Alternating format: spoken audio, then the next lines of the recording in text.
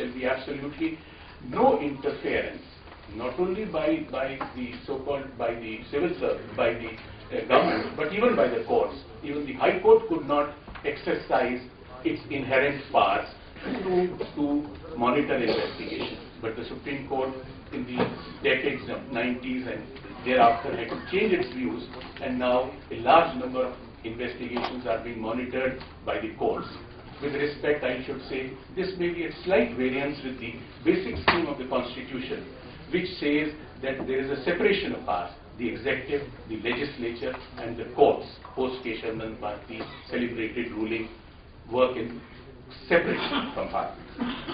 The Constitutional Review Commission, which I just mentioned, has said that 80% of the arrests in India are being made are unnecessary. One can only visualize 80% of the people being arrested, even in cognizable cases, and in some in non-cognizable cases, the pressure on the judiciary, the courts, and the jails. The National Daily recently conducted a poll in Bombay and Delhi, and 75% of the people said we would think twice before filing an FIR. At times, the reforms that are suggested are worse than the disease. With respect, 1861 Act is said to be antiquated, but 1861 Act is not a substantive act. It is merely regulates the internal policing. It is hardly 40 sections, sir, and it is adjunct to the CRPC, which is the main law. The CRPC, the only flaw in that, if one can call, in the perfect legislation by Lord Macaulay was that he called it criminal procedure, but it's not procedural. It is substantive, in the sense that it establishes civilian control on the armed services of the state. As his Lordship mentioned, there are a number of commissions, 1973 Police Commission. The Government of India, in its wisdom, had to reject it because some of the suggestions were against the basic scheme of the Constitution. For example, judiciary would be involved in investigation offences by the police. The confessions to police would be admissible. The Honorable Supreme Court has said that on confession alone by an accused is sufficient to impose a sentence of death. So to legalize a confession to a police officer would virtually hand over the power of life and death. It's a different thing with the courts in the liberal tradition that we are inheriting. They say, as a rule of procedure, a rule of prudence, ask for some other evidence. The most important suggestion by the Police Commission of 1981 was that there is a police-politician nexus. It is because senior police officers are hobnobbing with the ruling politicians for post-retirement benefits. When the public interest litigation was moved before the Honorable Supreme Court, it was not said that, ironically, after the submission of the Police Commission report, which is written largely by police officers and policemen themselves, the trend has started of posting policemen as head of the state governments, as governors and lieutenants. I leave it to this august house to say what will be its effect on police-politician nexus. Because the basic scheme of the Constitution was disturbed, the Keshav Bharti ruling had come in 1973, Police Commission in 1981 made certain suggestions which were contrary to the provisions. For example, just one example, right to assemble peaceably and without arms is a fundamental right. The right to assemble as an assembly has been described as a collective freedom of speech. So the Police Commission said the permission must be taken from the officer in charge of the police. In other words, if we have to exercise our right to collective freedom of speech, we have to go to the police station and ask the SHO, sir, I want your permission to assemble peaceably and without. Similarly with Soli Sorabji, with respect, it must be said that Mr. Soli Sorabji, maybe he was busy in other things, he signed a report which was written largely by the police. For example, public nuisance, which is in the criminal procedure code, public nuisance is not an offence. It's not even a civil wrong. It's a civil lapse. the Soli-Soravji committee said that make public nuisance an offence. Anyone likely to commit an offence will be arrested without warrant. Unfortunate suggestion, because Mr. Soli-Soravji was also, the respected Attorney General, was a member of the National Constitutional Commission. The other suggestions have basically subverted, I should say, or disturbed the Criminal Procedure Code, which is perhaps the finest criminal code in the world. The executive-judicial equation has been, is sought to be disturbed. For example, it says police boards will be there in all the states. They will be responsible for policy. In a democracy, the policy functions the police boards will comprise officials and non-officials. Can, in a democracy, and it will not be accountable to anybody, can the elected government, which is accountable to the state legislature, delegate this power to non-officials? And those non-officials will be men of proven integrity and competence. I wonder in law how we can judge and certify a man's proven competence. The other drastic suggestion was to enshrine constructive criminal liability. You see, as the law laid down by the Honorable Supreme Court, that constructive criminal liability is not recognized. But the Model Police Act says that if the servant will be responsible for the acts of the owner. Not only that, the owner will also be held liable. So in this scenario, the Government of India in its wisdom have rejected some of the police reports as being too drastic and disturbing the balance between the executive, the legislature and the judiciary.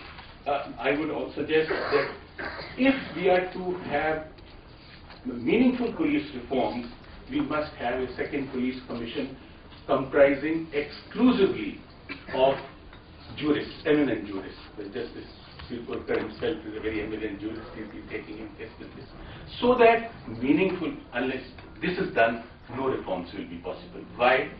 I support it with the view that the basic criminal procedure code of the country has been, gives licensing powers to the magistrates. So-called, the bureaucrats are executive magistrates, trained. So if the Law Commission, which went into, headed by a very distinguished Supreme Court judge, said that the licensing powers should be exclusively with the magistracy and not with the police. But what we see, a reverse flow. That increasingly, the Deputy Commissioner of Police licensing is being vested with executive functions. I think this is not a healthy development for any democracy. The security of the state is said to be entrusted to the Director General of Police. The security of the state, Supreme Court says in 3 concentric circles, the police are responsible for law and order. Security of the state, in a minute. Security of the state is a very broad concept. It cannot be left to the head of a directorate. It is the prerogative of the government, headed by an elected government, an elected cabinet. So with these few words, I would conclude and say that we cannot, unless we revert to the Jeffersonian principle, that the enforcement functions should be with the police, but licensing and executive functions must be with executive magistrates. Thank you. For that illuminating address. Sir, I will request the chair. Yes. Sir, that the Parliament should also give the opportunity to say something on this. Yes, you are going to have the question and answer session. No. Don't worry But about we want to it. put forth, besides the question answer series, we would like to put forth our views also. No, we don't have time. No, We but- don't have time. I'm also one of the Let the panelists be finished. If we are left with some time, we will I'm one of answer. the speakers. We will the stress on the need of new commission of jurists, and most important, no licensing by the police, where a very substantive suggestion has come from a very mature bureaucrat who was himself a trained magistrate. Thank you.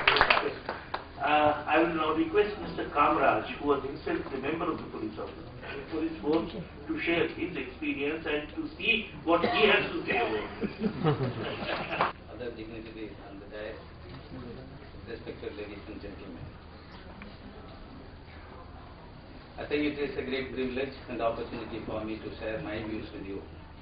Having served nearly over 25 years, I thought, because everybody tries to put blame on others, I am a different man. I want to take the blame on myself. There is no point in blaming the politicians because everyone blames that politicians are culprits, nobody else. It is totally unacceptable. Because the law gives you a lot of powers, responsibilities. If we as a police officer not able to establish, we are the culprits. We as a policeman, for the last 65 years of independence, not able to register even a single FIR in the police station, then we don't worth the salt. We try our level best. We try, as the Honorable Justice have pointed out, that we are not able to register a case in the police station, not able to at least conduct a proper investigation, not able to get conviction. It's totally it is out of the purview of others. If we do perform sincerely with a lot of commitment, we can do it. It is because of the non-performance, unwillingly they don't want to perform it for whatever may be the reason. It is the failure on the part of the police leadership. I take the blame that we have caused a lot of deterioration in their committing a lot of things. They say that others are at fault. I never agree to that, because in the investigation process, I receive a lot of complaints. Every day I used to meet at least 300 and on average. It's not necessary as a supervisory level officer, it is not warranted also. My job is to supervise my subordinate officers. Even then, there has to be some at least opening. If somebody is not listening to at the lower level, at least there is one. Somebody is there to listen to the grievances of the poor people, sufferings of the poor people. So, since my experience shows that if you want, you can change it, because law provides everything through a police officer. There is no need to at least tell somebody, no, it is very unfortunate that to function the basic functions of the police officer, there has to be a National Police Commission. There has to be other committees and high power committees to tell the basic things that you do your work properly. Therefore, if we are not able to do the work sincerely because of the partition and our personal reasons, and the image of the police suffered, because of the suffered image, we are not able to perform our duties because the police is generally not respected by the public as a whole. In order to reverse this issue, only thing is strengthen the hands of the police by providing good training, because now what I am thinking is that the patriotism is lacking, because from the interest of the society is gone, given a go by, and the selfish interest has developed. Unless and until the patriotism, the interest of the society is in the minds of the people, because it has to be, we are being paid by the government for performing certain duties and responsibilities. If we are able to do that, and it will be a great failure on our part. I tell you, when I received a lot of complaints from the public, I started an opening a crime analysis wing, whereby I used to analyze the crime. What lacuna they have committed, what direction I can give it to them, and what if it is deliberately done, with malafide intention, what action I can take, because I used to take action, I used to suspend the people, start department